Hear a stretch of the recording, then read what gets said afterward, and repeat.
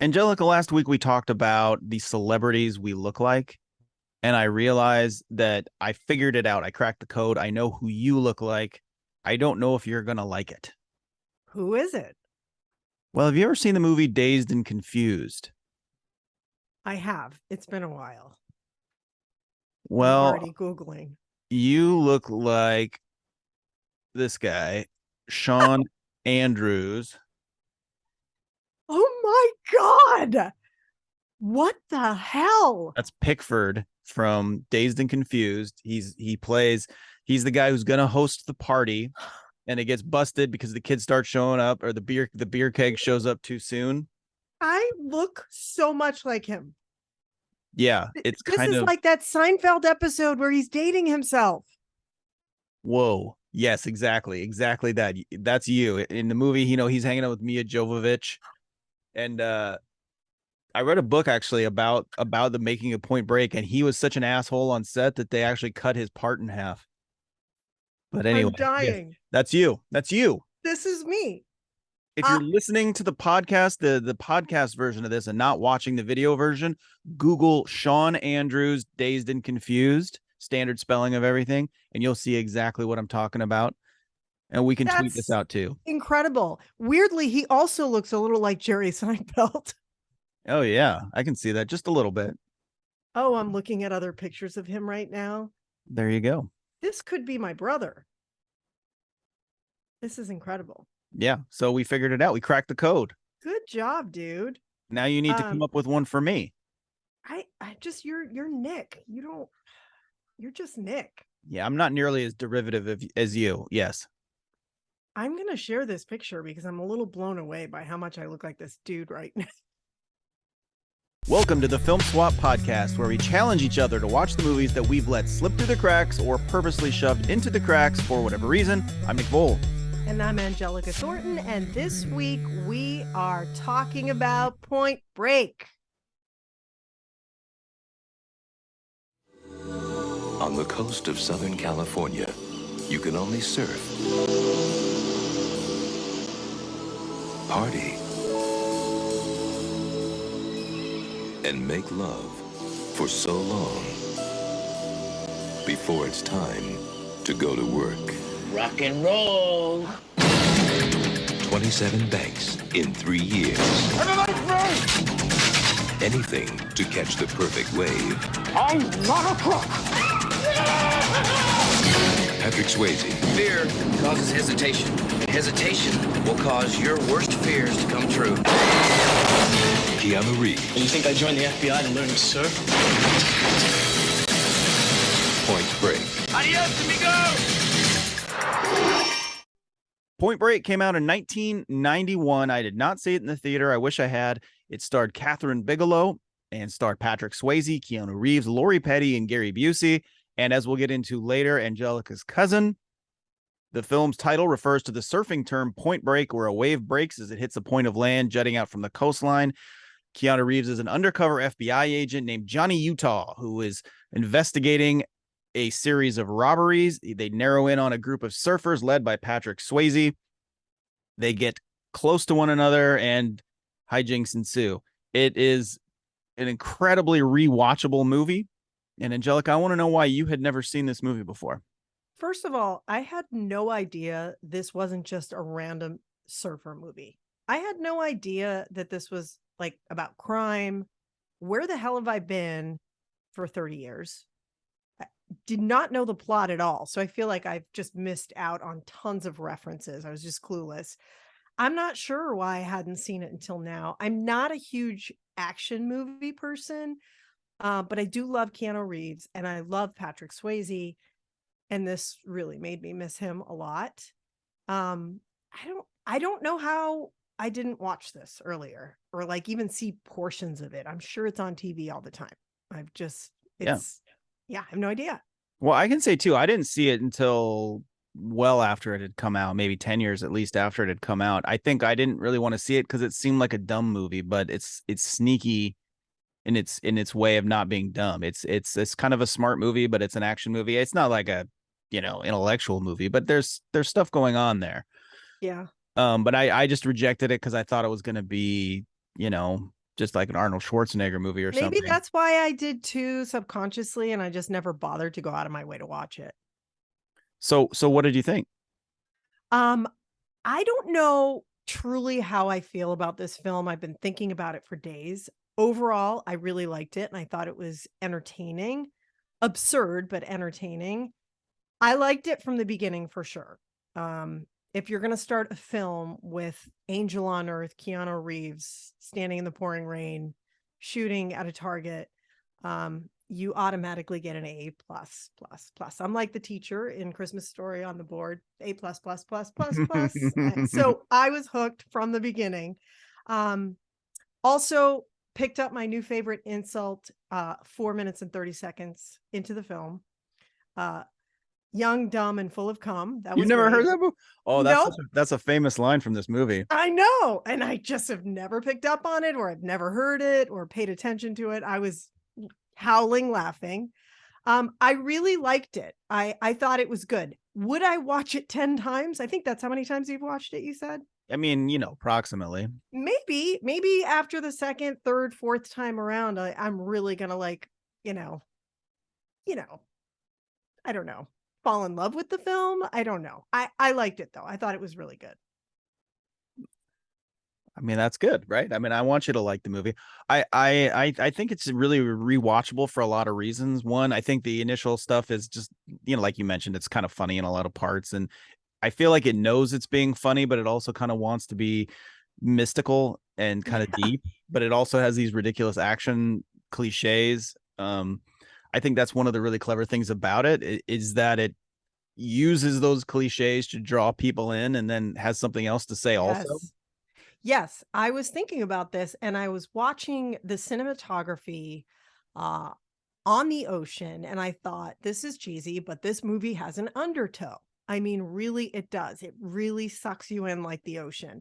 Like you want to reject some of the corniness, but then you just keep getting sucked into Patrick Swayze's character. You're like, Bodhi, and you're looking into Bodhi's eyes and you're like, he's really spiritual. I'm digging this right now. And I can see why Keanu Reeves, Johnny Utah is sort of falling in love with him.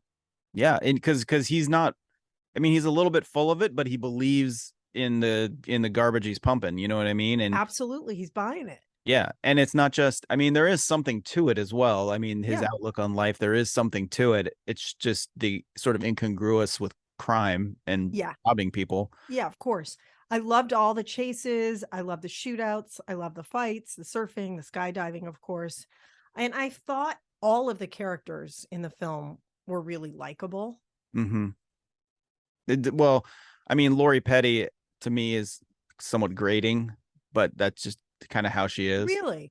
Yeah. You just were annoyed by her? Just generally in things I've seen her in. She's got that kind of like spunky, like too much. It's girl over the top power attitude. Yeah. But I mean, I still think she's perfect for this movie. Don't get me wrong. She fits into that sort of scene. You can envision her. She feels natural in that surfing scene. Yeah. And I did read a lot of praise for Bigelow casting her because she's sort of this androgynous girl and Keanu Reeves is a little more feminine and they play off each other. And at the time, like you would expect them to cast like a blonde, Southern California, like stereotypical person in that role. And so that worked. I'm not picking up on that now, watching it 30 years later, obviously, but I guess people really like that choice. I don't know that I've seen a ton of films with her in them since then. Well, her big one after this was Tank Girl, which was a huge flop. So she's done a lot of TV and smaller things. Okay. She was actually recently in Station 11, which was an excellent sci-fi series on HBO. She was really good in that.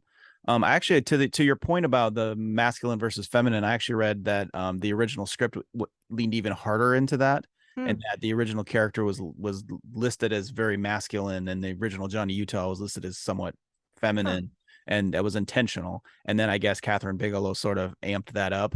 I read also that someone has referred to this, and I think it's very astute, as the ultimate female gaze movie.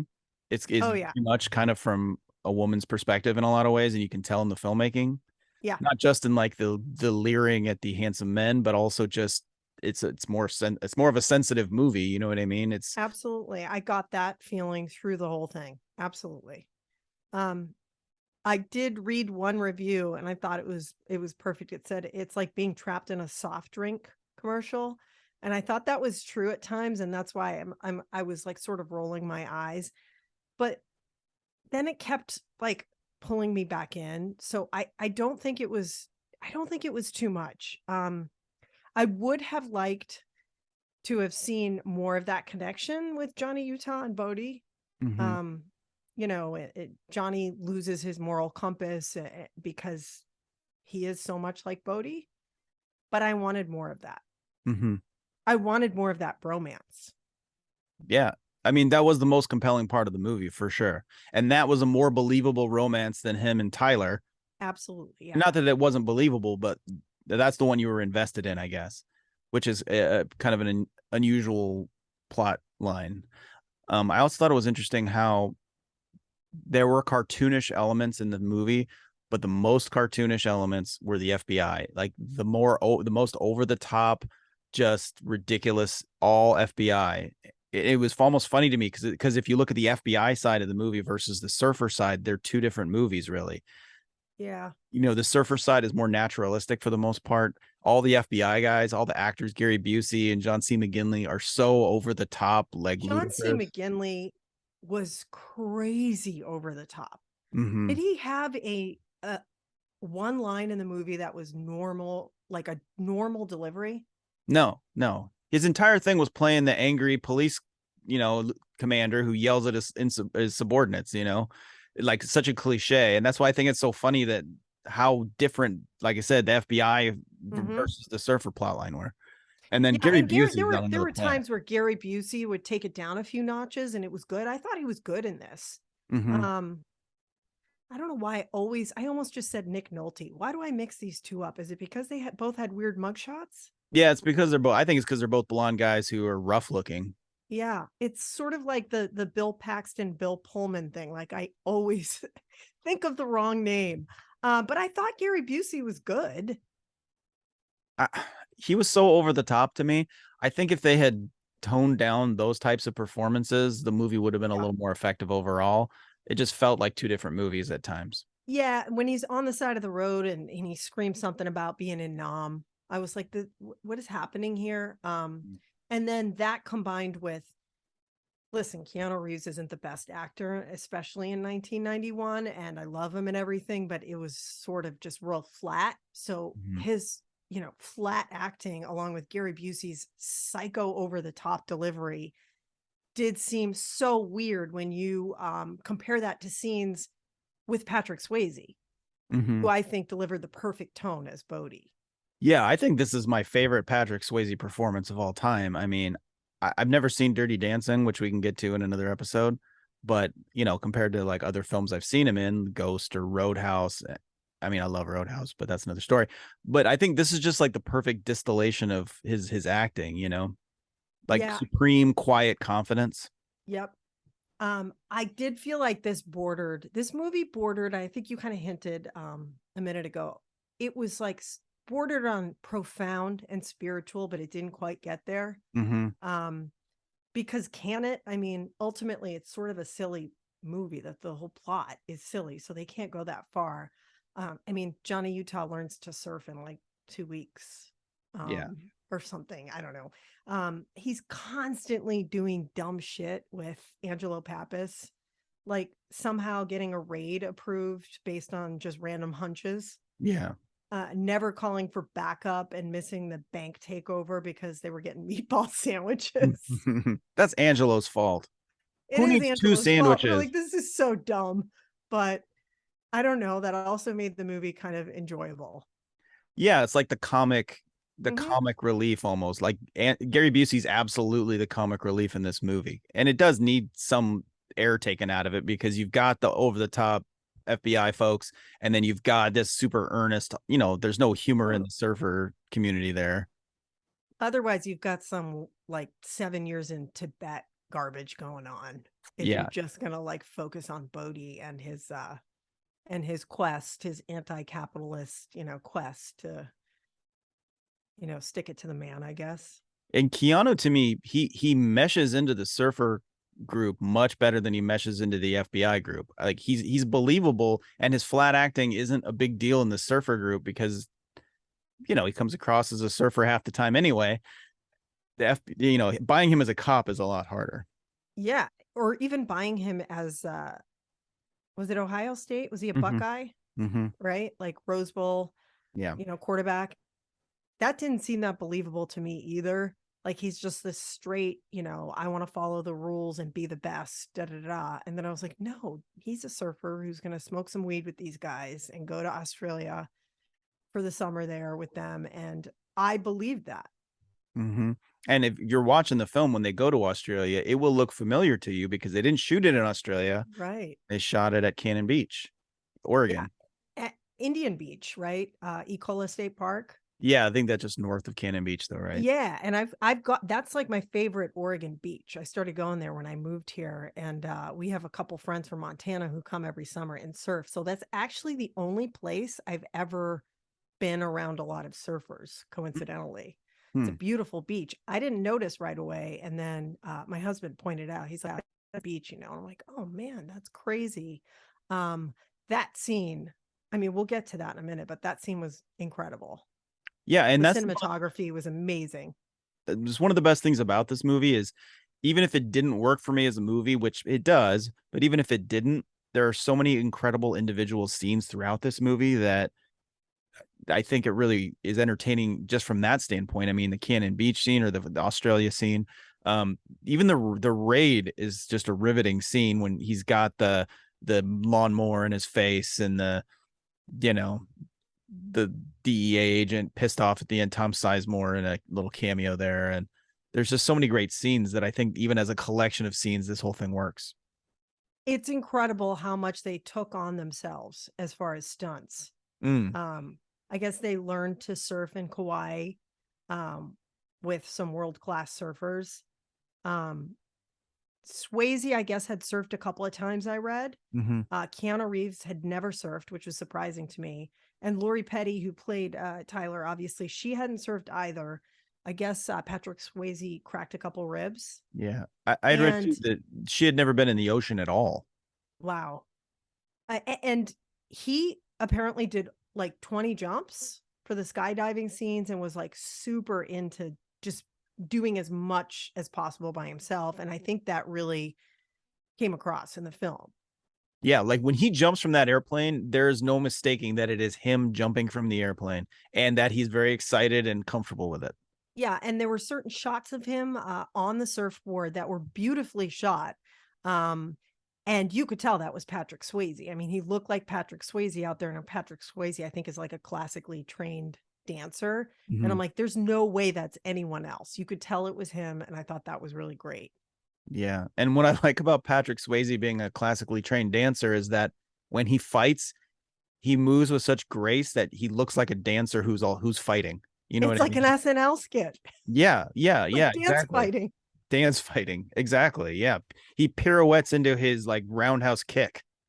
I read a theory online on Reddit, multiple threads on Reddit, that Bodie knew the whole time that Johnny Utah was an FBI agent and he loved it because it was just one more challenge for him. What do you think of that? I can buy that. He's not a fool. Yeah. He knew right away who Johnny Utah was. And that's what's one of the things that always catches me on that. And it's a little different now that we live in an internet age. Yeah. But it seems like you could pretty easily investigate who Johnny Utah is and that he doesn't work for a, like what he said, he was an investment firm. Also, why is he using his real name if he's an undercover FBI agent? No, exactly. Why would you do that? But maybe it's because he is famous, but then why would you assign a famous person to be an undercover agent? None of it makes any sense. Yeah. And I could see Bodie wanting to turn him, knowing that he's an FBI agent and wanting to turn him. Like, that's his mission. I'm going to turn this guy. And I mean, he kind of did. Yeah. Up until the very end. Yeah. I mean, that scene where, they're chasing each other through the backyards like Ferris Bueller trying to get home. was crazy. And then when they zoomed in on Bodhi's eyes in the Ronald Reagan mask, and Keanu Reeves looks at him. By the way, I started laughing because then I got the Hot Fuzz stuff. It's so good. All the references in Hot Fuzz where he shoots up in the air. I was like, oh, that's it. It's done. That's it. He's crossed the line, and that's it. He cannot be an FBI agent anymore. I think that's one of those logical leaps that you can make, though. Do you mean like he should have quit right then and there, or you mean no matter what happens, he's never going to be an agent after this movie? No, I just thought, okay, Bodhi won. But then there's another 20 minutes where, he pushes it even further. He does. And I mean, I'm like, they're jumping out of an airplane together. And Johnny Utah seems to really be liking this. Like they're holding hands at that point, right? He's holding hands with all the bank robbers that he just tried to apprehend. And I'm like, is he playing along, or does he love this? Is he tempted to be with them? It's both. It's definitely both. Like he's that's one of the great things about it. I mean, how you can tell how conflicted he is between what he wants to do and what he needs to do. And that I'm curious too, because you mentioned that Bodhi kind of knew what he was doing all along. Well, what about the final heist? So their whole thing was they go in 90 seconds, they clear out the drawers, they get out of there before the cops come. They never go for the safe. The last robbery, they go for the safe, and that's what gets them, caught essentially.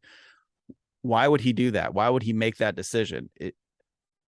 You're right. As I was watching, I'm thinking, well, he knows he's never going to be able to come back. Well, he needs all the money. He's greedy this time because this might be their last heist, right? But if he thinks Johnny Utah's with him, maybe he wouldn't be that reckless. I don't know. Yeah, I don't know either. I feel like, he can't come back to LA there or wherever they are, but he could definitely do this elsewhere. So I don't know. It just seems like they know they're going to run a high risk of getting caught, or maybe at this point he doesn't care anymore. Maybe he has some scheme to pin it on Johnny. Who knows? It's just one of those logical things in the movie, like we talked about, that didn't quite make sense. So you always wonder sometimes with movies if the decisions they're making are because they make sense for the character, or whether it's just to advance the plot for us, the viewer. I think that change in Bodhi was a little bit I don't know. It was a little too quick, too much. Like he drastically changed at that point.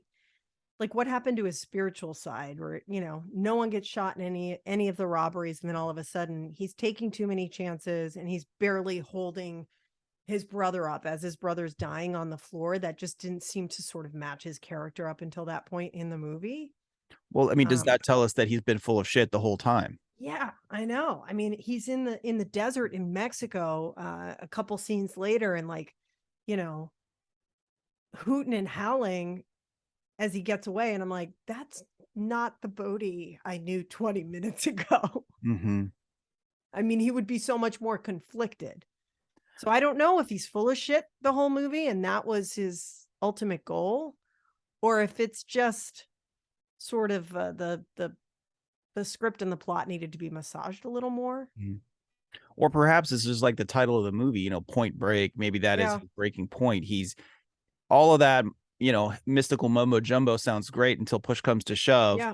And then he's like, screw it. Yeah. He's like, I can't do it anymore.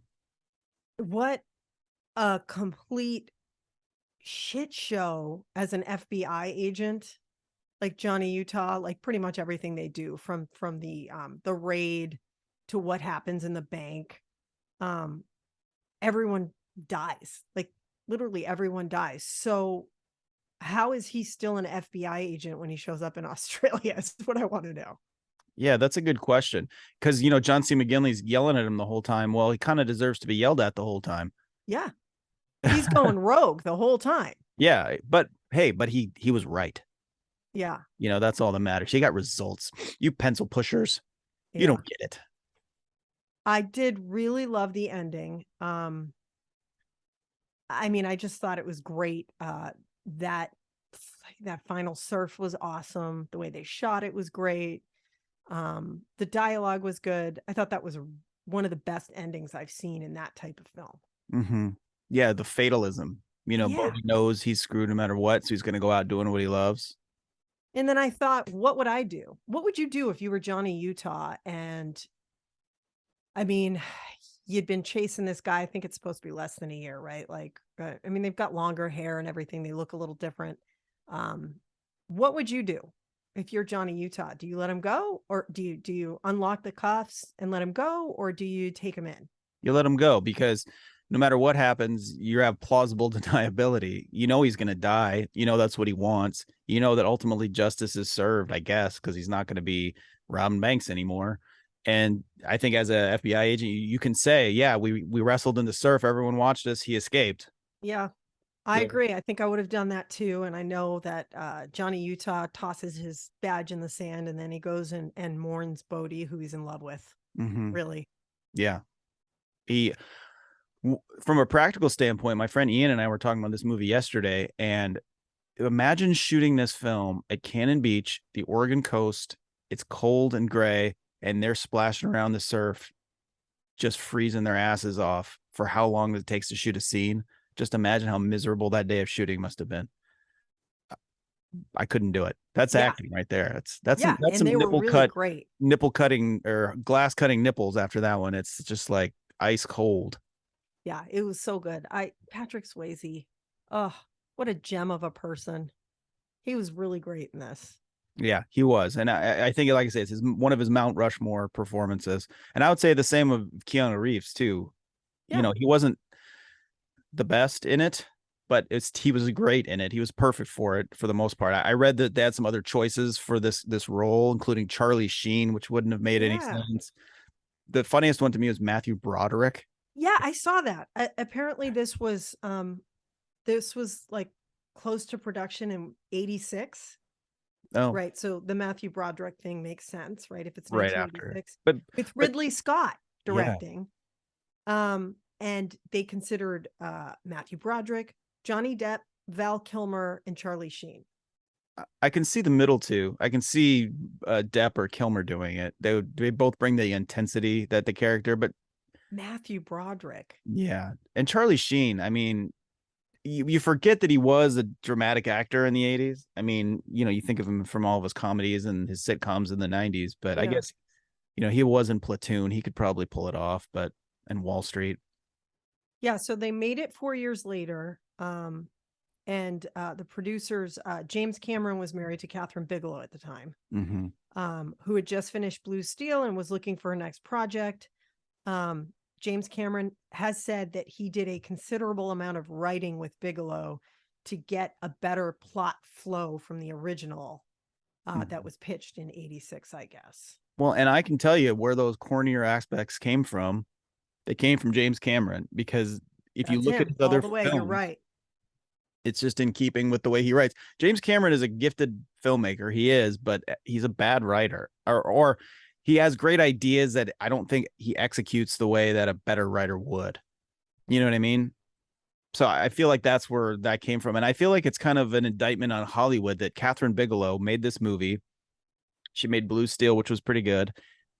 And then she didn't make anything effectively for several years. I mean, she made the Weird Western with Sharon Stone and Leonardo DiCaprio. Yeah.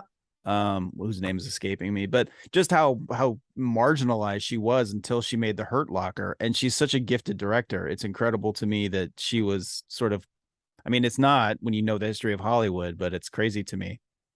Let's talk about My Cousin. Yes. So please do. So there's been a rumor in my family for 10 years now that I was related to someone who was in Point Break and who was in True Detectives and I don't know, some other shows with detectives in them. Like I don't want to say CSI because I think that's wrong, but I get all those shows mixed up. And we talked last week and we were looking up the last name Thornton, and there's no one named Thornton in the film. So then I went back to my old messages from like 11 years ago and I realized it was Bo Jesse Christopher. And so I started tweeting at him. He hasn't tweeted back. Bo Jesse, cousin, please. We need confirmation from the source. I'm a journalist, but I do think we're cousins because I've talked to my aunt and a bunch of cousins who told me they haven't seen him since they were kids. So Bo Jesse would be my father's first cousin. So I guess he's my second cousin. Oh, wow. That's nuts. And obviously you've never met him. Never met him. I didn't really know my father's family very well. Like my father's from Nashville, Tennessee, and I would go down, and my brother was born there before I was born. And so we would go down to visit my grandparents. And then my parents split up when I was 5, and I never saw my dad until I was like 12. And I saw him for Thanksgiving 2 years in a row. And then I never saw him again. Went to his funeral when I was in my 30s. But I am in touch with a lot of them. And they're like, oh, yeah, I haven't seen Bo Jesse since we were kids. And his dad was Uncle Don. And it's so weird. That's crazy. I don't think I have any relatives who have accomplished much in the field of entertainment, except for my cousin Max, who's a post-production supervisor for the show Tacoma Fire Department. And he's reaching the stars. He's the hero of the family. Well, I mean, you know, I'm impressed by him, but I mean, I'd like to think I'm the hero of the family. I mean, you couldn't even get that out. No, Hey, I know. Right. You've had plenty of airtime, Nick Voll. YouTube and local cable does not count.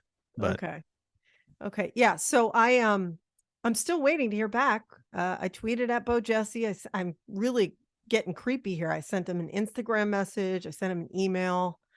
I told him my dad was Billy Bond Thornton Jr. Ring a bell, which is a whole other story. I find it incredible your dad's name is Billy Bond Thornton, not Billy Bob Thornton. Billy Bond. No, Billy Bond Thornton Jr. So, yeah, that's it. I told you I never used to see my dad. So like social media, when it was hard to track people down, I would try and Google him all the time, just out of curiosity. Mm-hmm. And I just would get so angry about the actual Billy Bob Thornton screwing up all my Google search results. And then you mix in the word Angelica in there, and it's just a disaster. Oh my God, yes. Vials of human blood and yeah, it's crazy. So Bo Jesse, if you hear this, if you're listening, come on the show. Yeah, he's got an acting studio. Yeah, I saw his in website. LA. Yeah, okay, cool. This is really interesting to me. Yep. Yeah. So Bo Jesse, your dad is my grandmother's brother. My grandmother was Jeannie Graham Thornton. Bo Jesse's actual legal last name is Graham. His name is Bo Jesse Christopher Graham. So challenge is out there. Let's see if anything comes up. He could be our first guest. We've been debating whether to have guests or who to have on as guest. Who is it gonna be? It's gonna be Gromit, first guest. So you can see Point Break in a lot of different places. You said you saw it on Netflix. I did. I own it naturally. But yeah, and while you watch it at home, if you haven't seen it yet, go to your local grocery store. Georgetown Brewing out of Seattle has 3 beers named after this movie, and I've had them all. They're all very good. There's the Bodhisattva IPA named for Bodhi. There's the Johnny Utah Pale Ale and the War Child IPA, and I believe War Child was Bodhi's brother. So, you know, make it a thing. Yeah. So do you have any advice for the next time I watch it? Because I want to watch it again, because I do feel like there are things I'm going to pick up on the second, third time around. Any advice? I mean, I don't know if I have advice other than, God, I need to not wear hats when I do this. I take my hat off and it's just matted down. No, my advice to you is to just, now that you know what the movie is, just let it wash over you. Yeah. Because, you know, when you watch the movie, because we've talked about these sort of tonal differences, sometimes when you're watching it, you sort of fight back against that. You're like, oh, this is stupid, or like whatever. I was too analytical the first time, and I also didn't know what it was about. So I was like getting jerked around a little bit. I think if I watch it the second time, I will pick up on all the subtleties that I didn't get the first time around. Be more Bodhi and let things happen, and be less Johnny Utah trying to force things to happen. That's the takeaway. Or Pappas, even worse. Pappas. Yeah. Okay, so next week we are going to be talking about Legally Blonde. How have you not seen this movie? I'm positive I've seen parts of it on like Comedy Central or whatever over the years. I cannot say confidently I have seen the whole movie or even any of the parts non-consecutively.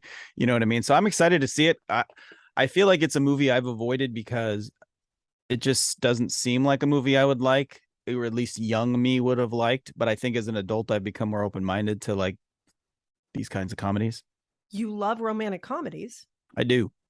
and this is really funny, and I think you're really going to like it. Do you like Reese Witherspoon? Generally. Yeah, I think you're going to enjoy it. I might be wrong, but I think you're going to like Legally Blonde.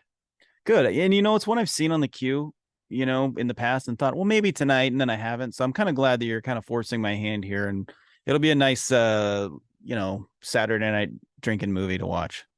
Definitely. I'm kind of excited about it, actually.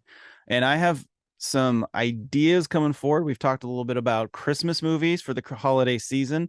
It's kind of hard because we watch a lot of Christmas movies around this time of year, just, while we're putting the tree up or whatever. So it'll be fun to try to see some new ones. If you guys are listening out there and you have some ideas about what we should watch, I'd be interested, because I feel like there's so many Christmas movies. There's no way I'm aware of all of them. And I'm sure there's some good ones I've missed.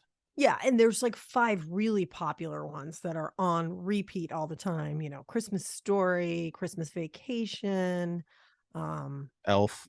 Love Actually, which you and I, we Yeah, might have to do a whole podcast just dissecting that movie. You were telling me Diane Sawyer's doing a special on it.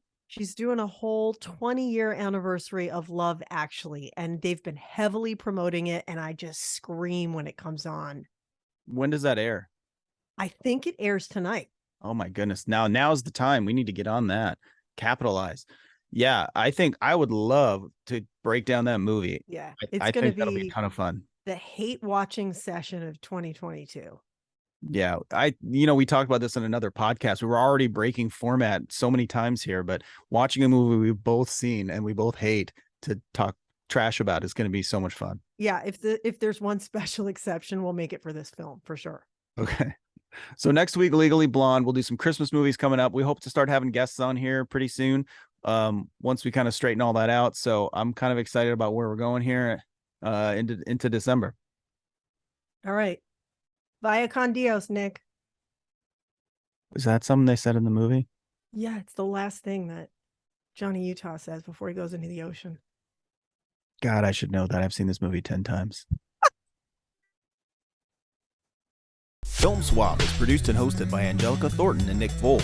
You can watch or listen on YouTube, Spotify, Anchor, Apple Podcasts, and Google Podcasts. Follow Angelica on Twitter at Angelica, KATU, and follow Nick at Nick Voll.